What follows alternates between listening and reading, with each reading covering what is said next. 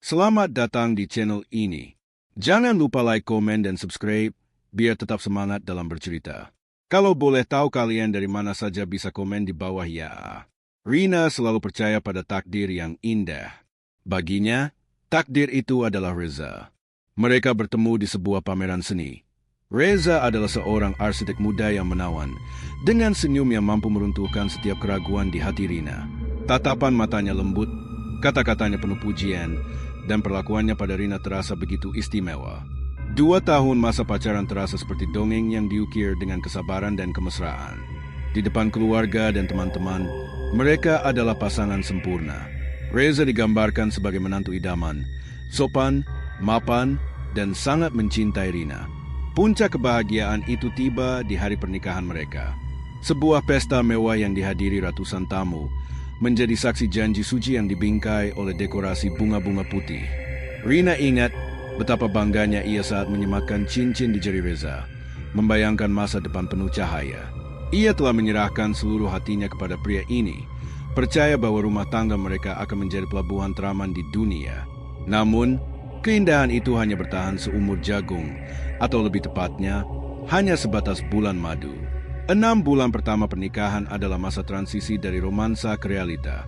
Dan realita Reza jauh lebih gelap dari yang pernah Rina bayangkan. Perubahan itu dimulai dari hal-hal kecil, nyaris tak terdeteksi. Mulanya, Reza mulai membatasi pergaulan Rina. "Untuk apa kamu sering bertemu teman-temanmu itu? Sayang, bukankah sekarang suamimu ada di sini? Waktumu seharusnya untukku," katanya suatu sore, bukan dengan nada marah, tetapi dengan suara yang halus dan dingin, seperti belati berlapis sutra. Rina, yang tadinya wanita mandiri dengan lingkaran sosial yang luas, perlahan mulai menarik diri, mengikuti keinginan Reza. Ia menganggapnya sebagai bentuk cinta posesif yang manis. Namun, pembatasan itu berkembang menjadi kontrol. Reza mulai mengawasi pengeluaran Rina, mempertanyakan setiap transaksi, bahkan pada hal-hal kecil seperti pembelian kebutuhan rumah. "Dompetmu itu dompetku, Rina, dan dompetku ya dompetku. Kamu harus lebih hati-hati dalam membelanjakan uang," ucapnya suatu malam, sambil mengunci mata Rina dengan sorot tajam yang tak pernah ia lihat sebelumnya. Sentuhan fisik yang dulunya hangat berubah menjadi formalitas. Senyum tulus Reza menghilang, digantikan oleh ekspresi datar dan mata yang seringkali tampak kosong, seolah ada rahasia kelam yang ia simpan rapat-rapat. Rina mulai merasa hidup bersama orang asing di rumahnya sendiri. Suatu malam, Rina terbangun karena haus. Saat ia melewati ruang kerja Reza, ia mendengar suara bisikan dari dalam, meskipun waktu sudah menunjukkan pukul 3 pagi. Pintu tidak tertutup rapat, dan dari celah kecil, Rina mendengar suara Reza yang sangat berbeda. Suaranya rendah, serak, dan penuh emosi, bukan cinta, melainkan keserakahan. "Ya, benar. Saya butuh warisan itu, cepat atau lambat.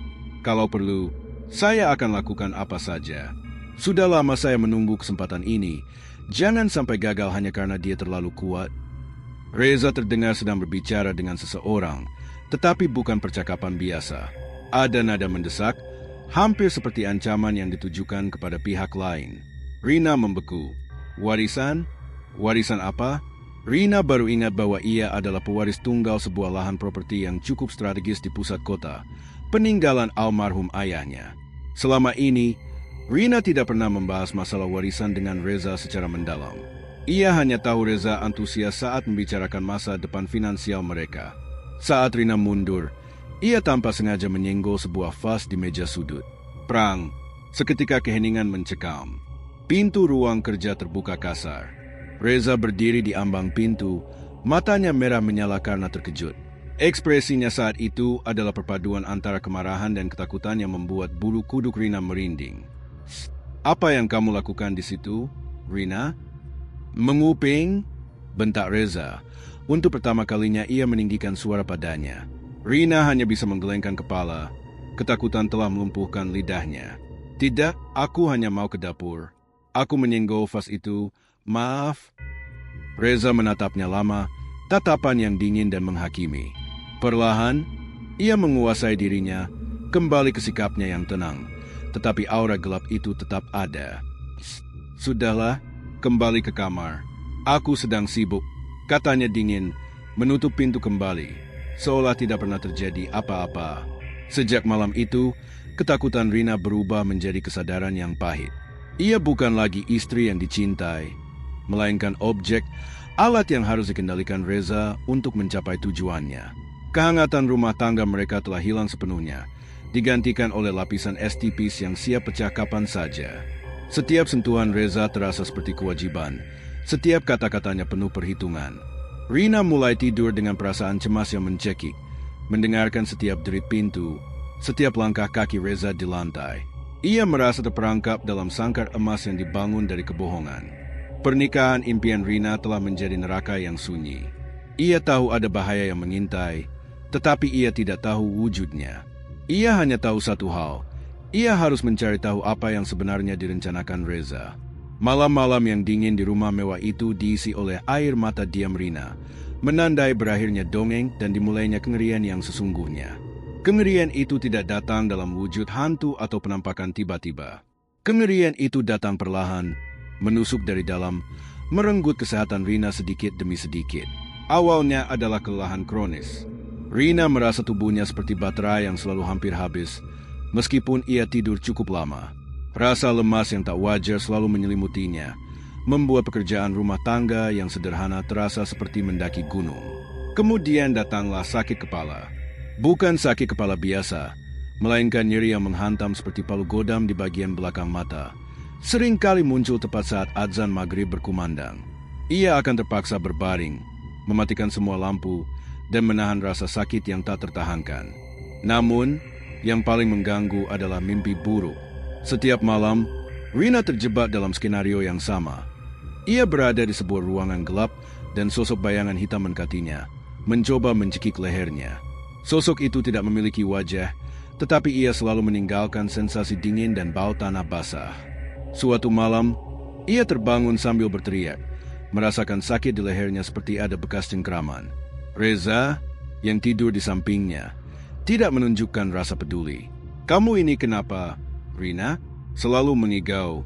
"Kamu hanya stres," katanya acuh tak acuh, lalu berbalik membelakangi Rina dan kembali tidur. Rina mulai merasa ada sesuatu yang salah di rumah mereka, bukan hanya di dalam tubuhnya. Suatu pagi, saat ia membersihkan kamar tidur, ia menemukan sesuatu yang aneh. Saat menggeser tempat tidur untuk membersihkan debu, matanya menangkap sebuah bungkusan kecil yang terjepit di antara kasur dan sandaran kepala. Bungkusan itu terbuat dari kain kafan hitam yang lusuh, diikat dengan benang merah. Jantung Rina berdebar kencang. Dengan tangan gemetar, ia mengambilnya. Bau anyir dan harum dupa yang sangat kuat langsung menusuk hidungnya. Rina merasakan panas dingin menjalar di punggungnya. Ia membuka ikatan benang itu dengan hati-hati. Di dalamnya, ia menemukan 3 benda. Segumpal rambut yang sudah mengering, sebuah potongan kuku jari yang terlihat kotor, dan 3 buah jarum pentul yang sudah berkarat. Rina langsung teringat cerita-cerita horor yang pernah ia dengar dari neneknya tentang lintrik atau santet yang menggunakan media tubuh korban. Ia panik, merasa mual dan ketakutan. Siapa yang menaruh ini? Bagaimana benda ini bisa ada di bawah kasurnya? Padahal ia dan Reza adalah satu-satunya orang yang tinggal di rumah itu. 2 hari kemudian, keanehan lain muncul. Saat menyiram tanaman di ambang pintu depan, Rina melihat lapisan pasir yang tidak wajar. Ia mengira itu hanya sisa tumpahan, tetapi saat disentuh, itu terasa seperti campuran garam kasar dan tanah kuburan yang kering. Reza sering meminta Rina untuk menyapu halaman setiap pagi, dan kini Rina menyadari bahwa lapisan itu selalu muncul kembali. Tidak peduli seberapa bersih ia menyapunya. Rasa takut Rina kini beranjak dari kekhawatiran menjadi teror yang nyata. Rina tahu, ia harus mencari jawaban logis terlebih dahulu. Ia mendatangi dokter spesialis. Bukan hanya 1, melainkan 3 dokter yang berbeda. Nyeri di bagian perut, dokter, kadang terasa seperti ditusuk-tusuk. Keluh Rina pada dokter internal pertama. Setelah serangkaian tes darah, urin, dan bahkan CT scan, hasilnya selalu sama. Ibu Rina, secara fisik dan organ, Anda sangat sehat. Mungkin Anda mengalami kelelahan ekstrim atau stres psikologis. Dokter kedua menyarankan konsultasi psikiater. Ini mungkin gangguan psikosomatis, Bu. Pikiran Anda yang lelah memanifestasikan dirinya sebagai rasa sakit fisik. Reza bahkan ikut menemani dalam beberapa kali kunjungan.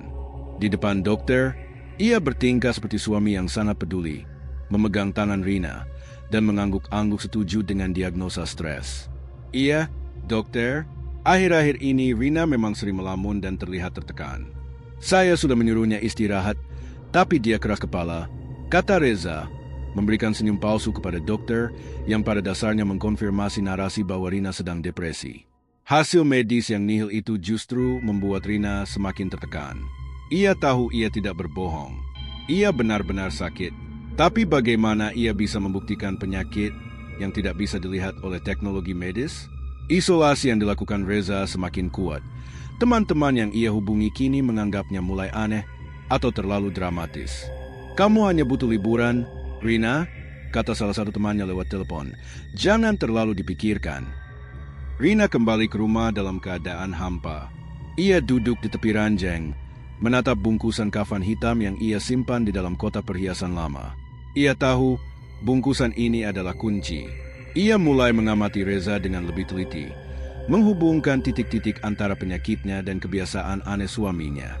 Reza sering keluar malam, kadang hanya mengatakan akan bertemu klien, kadang hanya diam 1000 bahasa. Ponselnya selalu dikunci dengan kode yang berbeda setiap minggu. Ia sering mandi pada tengah malam, bahkan setelah ia tidur seharian penuh. Dan yang paling ganjil, setiap kali Rina mengalami serangan sakit kepala terburuk, Reza akan berada di luar rumah. Suatu malam, Rina berpura-pura tidur. Ia menunggu hingga suara napas Reza berubah menjadi dengkuran lembut. Sekitar pukul 2 dini hari, Reza terbangun, menyalakan lilin, dan duduk di lantai kamar. Rina sedikit membuka mata. Ia melihat Reza sedang memegang sebuah foto lama yang ia kenal sebagai foto pernikahannya. Namun, Reza tidak melihat foto itu dengan kerinduan. Ia mengambil jarum kecil dari kotak korek api, dan ia mulai menusukkan jarum itu perlahan ke bagian wajah Rina di foto tersebut. Reza tidak mengucapkan sepatah kata pun. Ia hanya menatap foto itu dengan senyum kecil yang sangat jahat. Senyum yang tidak pernah Rina lihat saat mereka bersama. Saat Rina merasakan sengatan panas yang menusuk di wajahnya, ia segera menutup mata, menahan napas. Ia telah melihatnya. Suaminya sendiri, Reza, bukan hanya tahu tentang kiriman gaib itu. Dia adalah pengirimnya. Kecurigaan telah menjadi kepastian yang mengerikan. Rina kini tahu bahwa ia tidak melawan penyakit, tetapi melawan suaminya yang telah berubah menjadi sosok horor, menggunakan ilmu hitam untuk menghancurkannya demi harta. Ia harus mencari bantuan, dan ia harus melakukannya sebelum lintrik itu berhasil membunuhnya. Penderitaan yang dialami Rina kini tidak lagi berupa gejala ringan. Sejak malam ia menyaksikan perbuatan Reza, serangan gaib itu meningkat drastis, berlipat ganda kekuatannya. Kiriman lintrik itu telah bekerja lebih keras, seolah diperintahkan untuk segera menuntaskan tugasnya. Nyeri di perut Rina kini terasa seperti sayatan pisau tumpul yang terus menggerogoti organ dalamnya. Puncaknya, ia mulai muntah darah dan cairan hitam. Tetapi begitu Reza melihatnya, ia hanya berkata, "Mungkin kamu salah makan obat." Suatu hari, ia merasakan sengatan listrik yang hebat di punggungnya, yang segera diikuti dengan munculnya memar-memar gelap berbentuk sidik jari di sepanjang tulang belakangnya. Sidik jari yang tampak terlalu besar untuk ukuran tangan manusia. Rina tahu, makhluk yang dikirim Reza kini tidak hanya bermain-main, tetapi telah mencoba membunuhnya secara langsung. Sementara tubuhnya diserang, Reza memperketat isolasi Rina. Ia menyita ponsel Rina dengan alasan Rina terlalu sering melamun dan cemas. Setiap kali ada kerabat yang menelepon, Reza selalu menjawab, "Rina sedang istirahat. Dia depresi dan butuh ketenangan." Narasi yang ia sebarkan adalah Rina sakit jiwa, bukan sakit fisik. Ia dengan cerdik menciptakan dinding yang memisahkan Rina dari dunia luar. Rina terperangkap di dalam rumah, tubuhnya lemah, pikirannya terganggu. Ruangan di rumah itu, yang dulunya terasa mewah dan nyaman, kini terasa sempit dan mencekik, seperti peti mati berukir indah. Dalam keheningan rumah itu, Rina mulai mendengar bisikan. Suara-suara yang muncul dari sudut-sudut ruangan, dari celah pintu, bahkan dari balik cermin. "Kamu lemah," bisik suara itu. "Reza benar, kamu tidak berguna." Bisikan itu terkadang terdengar seperti suara anak kecil, terkadang seperti lolongan serak, namun yang paling sering adalah suara Reza sendiri, mengejek dan meremehkannya. Suatu malam, saat ia berusaha bangkit dari tempat tidur, ia melihat bayangan hitam tinggi melintas cepat di lorong, diikuti bau hangus yang menyengat. Ia menjerit. Reza segera masuk ke kamar, tidak dengan rasa khawatir, melainkan jengkel. Berisik sekali, kamu membuatku tidak bisa tidur. Itu hanya bayangan tirai, Rina, bentaknya, tetapi matanya memancarkan kepuasan yang dingin. Pengakuan tidak langsung dari Reza semakin menyakitkan. Ia tidak pernah secara eksplisit mengakui perbuatannya, tetapi sikapnya adalah pengakuan yang paling keji. Saat Rina terguling di lantai kamar mandi, menahan rasa sakit perut yang luar biasa, Reza hanya berdiri di ambang pintu, menyilangkan tangan di dada, dan memandang dengan senyum kecil. Kamu terlihat sangat menderita, katanya, suaranya mengandung ejekan yang tajam. Sayang sekali, padahal sebentar lagi semua penderitaanmu akan berakhir, Rina, dan semua yang kamu miliki akan menjadi milikku. Ia mengatakan itu dengan nada tenang, seolah sedang mendiskusikan cuaca. Kepuasan di matanya, kegembiraan yang tersembunyi di balik senyum tipisnya, menegaskan segala kecurigaan Rina. Suaminya telah mati, digantikan oleh entitas yang kejam dan serakah. Rina tahu, jika ia tidak segera bertindak, lintrik kiriman Reza akan menjadi akhir hidupnya, dan ia tidak akan membiarkan Reza menang. Ia harus melarikan diri, mencari pertolongan, sebelum jiwa dan raganya benar-benar dikuasai kegelapan.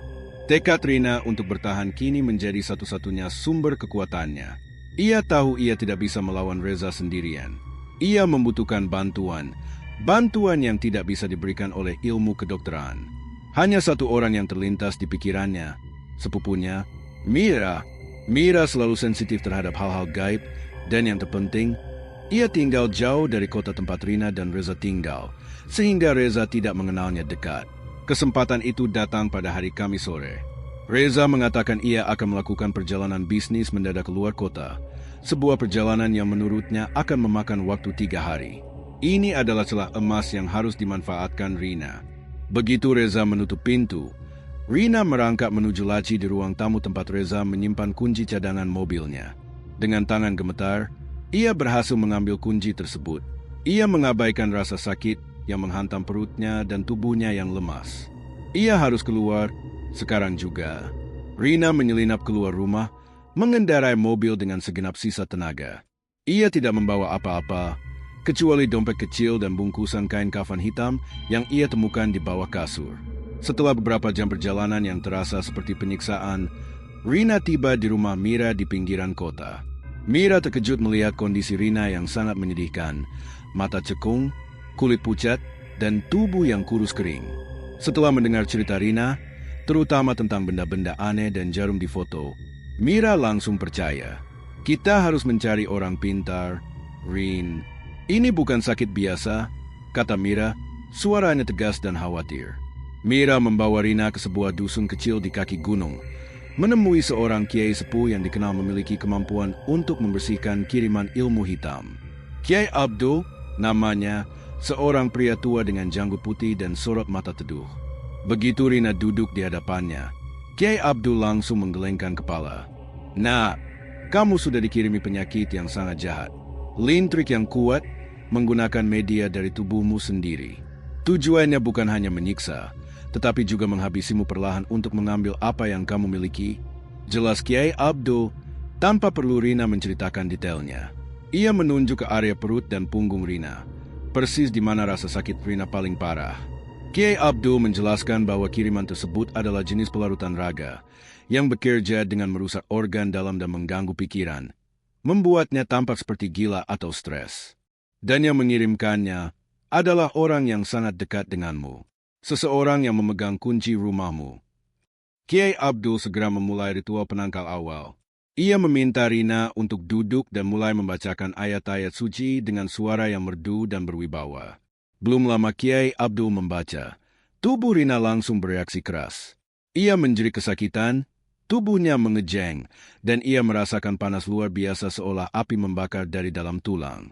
Ia melihat bayangan hitam yang pernah ia lihat di rumahnya, kini tampak nyata di sudut ruangan, mengeluarkan suara geraman marah. Bayangan itu mencoba mendekat, tetapi terhalang oleh energi yang dipancarkan oleh Kiai Abdul. Rina muntah lagi. Kali ini mengeluarkan cairan hitam kental berbau belerang. Mira memeluk dan menahannya, menangis melihat penderitaan sepupunya. Kiai Abdul harus menghentikan ritual, karena tubuh Rina belum cukup kuat untuk menahan benturan energi sebesar itu. Kiriman ini sangat kuat. Nah, kita baru membersihkan lapisan luarnya. Kita butuh waktu dan persiapan lebih untuk mengeluarkan inti dari lintrik ini, kata Kiai Abdul, sambil memberikan air yang sudah didoakan kepada Rina. Rina meminumnya, dan perlahan rasa sakitnya mereda. Ia selamat untuk sementara. Tapi ia tahu pertarungan yang sesungguhnya baru saja dimulai. Reza pasti akan menyadari kepergiannya dan serangan lintrik akan datang dengan kekuatan yang lebih dahsyat. Kecemasan Kiai Abdul terbukti benar. Reza hanya meninggalkan rumah kurang dari 24 jam sebelum ia menyadari kepergian Rina. Awalnya ia mengira Rina hanya pergi sebentar, tetapi ketika mobilnya hilang dan panggilan telepon tidak dijawab, amarah Reza meledak seperti bom yang terpicu. Ia tahu Rina telah melarikan diri dan menyadari rencananya. Ia segera menghubungi dukun yang memberinya jasa lintrik, yang dipanggil Ki Jagat. Dia lari. Dia pasti sudah mencari penangkal. Kirimkan yang lebih kuat, Ki. Jangan biarkan dia bernapas lega, teriak Reza melalui telepon. Suaranya penuh kebencian. Di rumah Mira, Rina merasakan peningkatan serangan yang brutal. Begitu Reza melakukan panggilan itu, sakit kepala Rina kembali menghantam. Kali ini 10 kali lebih parah, seolah kepalanya diikat kawat berduri dan ditarik paksa. Suatu malam, ia terjaga dan melihat semua perabotan di kamar Mira bergetar pelan. Bau anyir dan dupa yang pekat tiba-tiba menyeruak, diikuti suara tawa serak dari atap rumah yang hanya didengar oleh Rina. Mira hanya bisa memeluknya erat, membacakan doa sebisanya, sementara Rina meronta-ronta di bawah selimut, tubuhnya panas dingin. Kondisi Rina memburuk drastis. Ia tak bisa lagi makan, dan kulitnya semakin pucat seolah tak pernah terkena sinar matahari. Kiai Abdul datang keesokan harinya dan melihat kondisi Rina yang lemah. Reza sudah panik dan melipat gandakan serangannya. Musuhnya sekarang bukan hanya satu, tapi dua. Reza dan kekuatan kegelapan yang diikat olehnya, kata Kiai Abdul. Ia menjelaskan bahwa tidak ada gunanya melawan serangan lintrik saat tubuh Rina serapuh ini. Ia tidak bisa melanjutkan ritual pengeluaran inti lintrik. Sebaliknya, Kiai Abdul memberikan serangkaian persiapan spiritual dan fisik yang ketat. Rina harus berpuasa muti selama 3 hari berturut-turut, hanya makan nasi putih dan minum air putih yang sudah didoakan. Setiap malam, ia harus melakukan wirid, zikir, dengan jumlah tertentu, memohon perlindungan dari Tuhan. Kekuatan lintrik adalah kegelapan. Untuk melawannya, kamu harus mengisi dirimu dengan cahaya murni. Kamu harus menjadi bentemu sendiri, ujar Kiai Abdul. Selama 3 hari itu, Rina menjalani cobaan terberat dalam hidupnya. Setiap kali ia mencoba memejamkan mata, ia melihat bayangan Reza di hadapannya, tertawa dan menyeretnya ke dalam lumpur hitam. Rasa lapar dan haus dari puasa itu terasa ringan dibandingkan serangan mental yang ia terima. Namun, ia tidak menyerah. Dukungan Mira dan doa yang ia panjatkan berulang kali menjadi tali penyelamatnya. Perlahan, Rina mulai merasakan sedikit perubahan. Meskipun ia masih sangat lemah, ia tidak lagi mengeluarkan muntahan hitam. Suara-suara bisikan itu tidak lagi mengejeknya, melainkan kini terdengar seperti lolongan frustrasi yang menjauh. Di akhir puasa hari ketiga, Rina berdiri di depan Kiai Abdul. Meskipun tubuhnya kurus, matanya memancarkan tekad baru. Ia siap, ia telah menjadi benteng. Kiai Abdul tersenyum tipis, sudah waktunya. Malam ini, kita akan menarik inti lintrik itu keluar, dan kita akan mengirimkannya kembali kepada pemiliknya.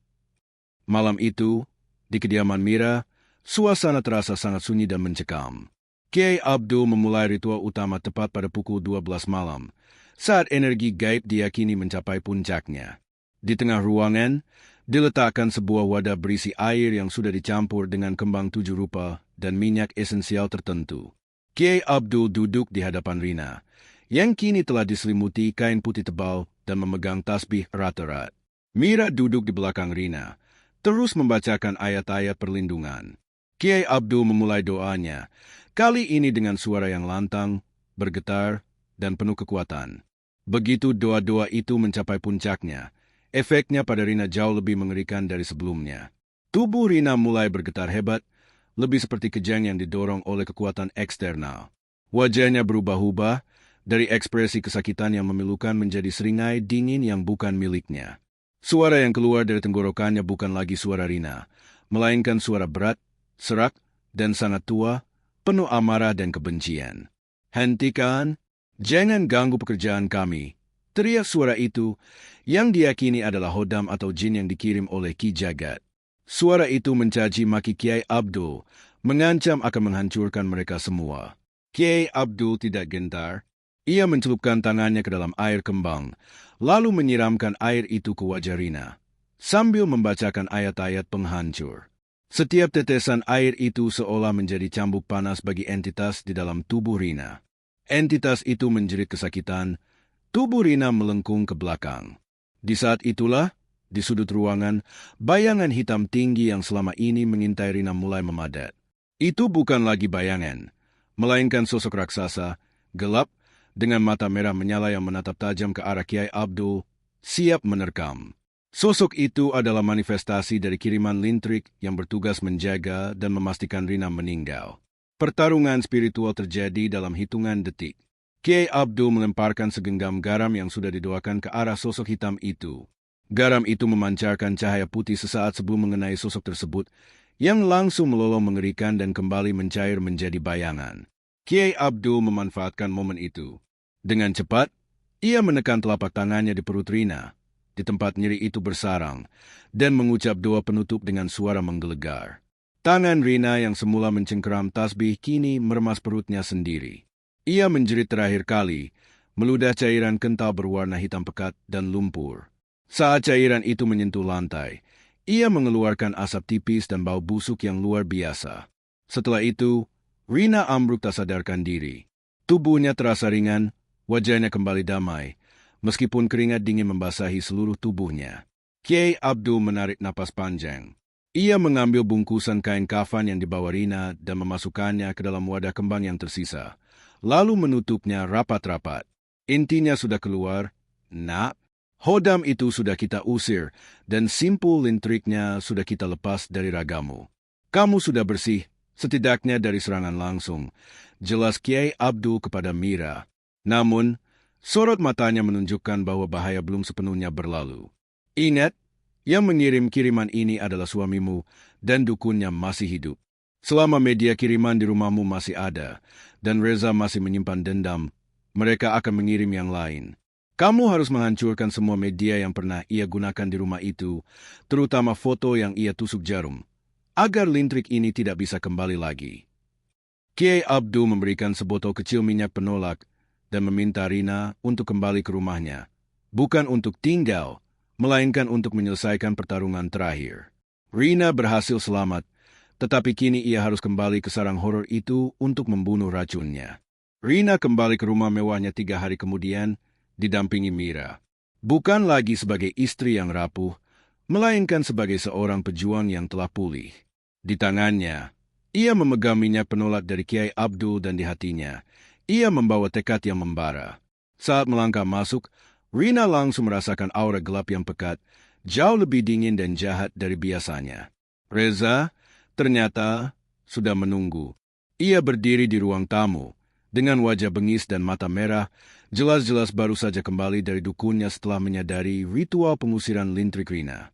"Berani sekali kamu melarikan diri, Rina, dan berani sekali kamu melawan," bentak Reza.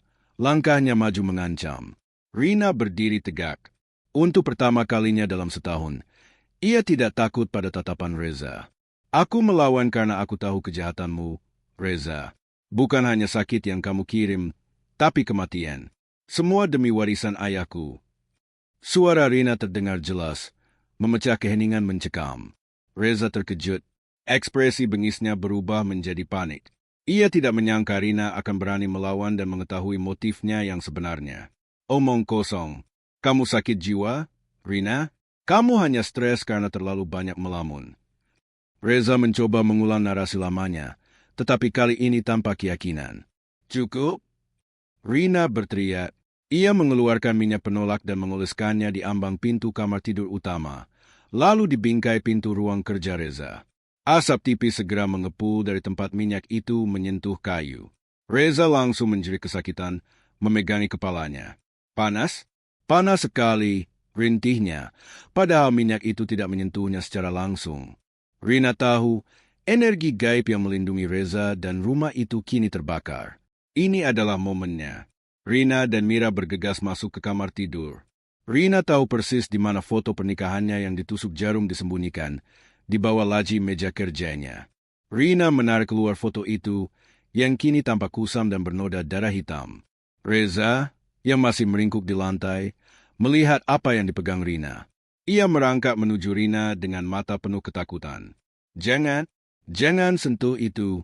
Kamu akan mati, Rina." Rina mengabaikannya. Ia meminta Mira untuk memegang lilin yang dibawanya. Dengan tangan yang stabil, Rina merobek foto itu, mencabut semua jarum berkarat, lalu melemparkannya ke dalam wadah logam kecil. Ia menyiramnya dengan sedikit sisa air kembang dari Kiai Abdul dan membakarnya dengan api lilin. Saat api melahap foto itu, Reza menjerit lebih keras. Jeritan itu tidak lagi seperti manusia, tetapi seperti lolongan binatang yang terluka parah.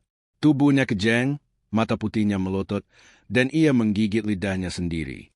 Pada saat yang sama, di tempat Ki Jagat, dukun yang mengirim lintrik, ia juga tiba-tiba merasakan panas luar biasa dan roboh di tengah ritualnya. Kiriman lintrik itu telah kehilangan medianya, dan sesuai hukum gaib, ia berbalik menuju sumbernya dengan kekuatan berlipat ganda, menyerang jiwa dan raga Reza dan Ki Jagat. Rina berdiri diam, menatap api yang melalap foto, merasakan pembalasan dendam yang dingin dan adil. Setelah api padam, hanya ada abu dan bau busuk yang tersisa. Rina telah menghancurkan simpul terakhir kejahatan lintrik suaminya. Pagi harinya, rumah itu terasa dingin tetapi bersih. Aura jahat yang mencekik telah hilang, digantikan oleh keheningan yang damai. Reza ditemukan Mira tergeletak di ruang tamu dalam kondisi yang mengenaskan. Ia mengalami kejang hebat semalaman, dan ketika sadar, matanya kosong. Ia meracau kata-kata tak jelas, dan ia telah kehilangan akal sehatnya. Ia tidak lagi mengenali Rina. Serangan balasan dari lintrik telah merenggut kewarasannya, mengubahnya menjadi cangkang kosong yang dihantui ketakutan sendiri. Hukuman yang setimpal atas keserakahan dan kekejamannya. Rina tidak lagi melihat Reza sebagai suaminya, melainkan sebagai korban dari ambisi dan ilmu hitamnya sendiri.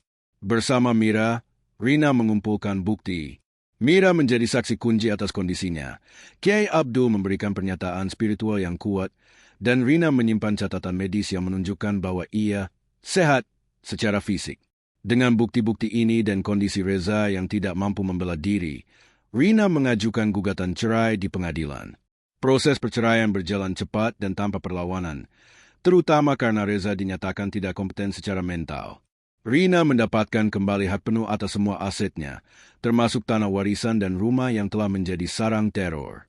Rina menghabiskan 6 bulan berikutnya di bawah pengawasan Kiai Abdul, yang membantunya memulihkan batin dan jiwanya yang telah lama dirusak. Ia melakukan terapi spiritual secara rutin, mengisi kembali dirinya dengan ibadah dan cahaya positif. Luka-luka fisik Rina, seperti memar dan nyeri perut, perlahan menghilang, membuktikan bahwa penyakitnya memang murni bersifat gaib. Setelah pemulihan total, Rina membuat keputusan besar. Ia menjual rumah mewah itu, tempat di mana cintanya mati dan terornya dimulai, dan juga menjual tanah warisan yang telah memicu semua kejahatan Reza. Ia menggunakan uang itu untuk memulai hidup baru. Rina pindah ke sebuah kota kecil yang tenang di dekat pesisir, tempat ia bisa memulai kembali. Ia kembali ke dunia seni, membuka galeri kecil yang menjual lukisan-lukisan abstrak yang merefleksikan perjalanannya dari kegelapan menuju cahaya. Ia kini hidup mandiri, ceria, dan kembali dikelilingi oleh teman-teman yang tulus. Ia tidak lagi membiarkan rasa takut atau cinta palsu mengendalikan dirinya. Sementara itu, Reza dikirim ke panti rehabilitasi mental oleh keluarganya. Ki Jagat, dukun yang mengirim lintrik, dilaporkan meninggal mendadak dalam keadaan yang tidak wajar beberapa hari setelah ritual pembalasan Rina. Rina kini menyadari bahwa kisah hidupnya bukanlah tentang lintrik, tetapi tentang kekuatan batin dan keberanian untuk melawan kejahatan. Meskipun kejahatan itu datang dari orang yang paling dicintainya. Ia telah kehilangan suami, tetapi ia telah menemukan dirinya sendiri. Kisah Rina menjadi pengingat pahit bahwa tidak semua horor datang dari hantu di luar rumah, melainkan dari monster yang mengenakan topeng cinta di dalam rumah tangga. Dan terkadang, cara terbaik untuk bertahan hidup adalah dengan membakar jembatan yang menghubungkan Anda dengan kegelapan.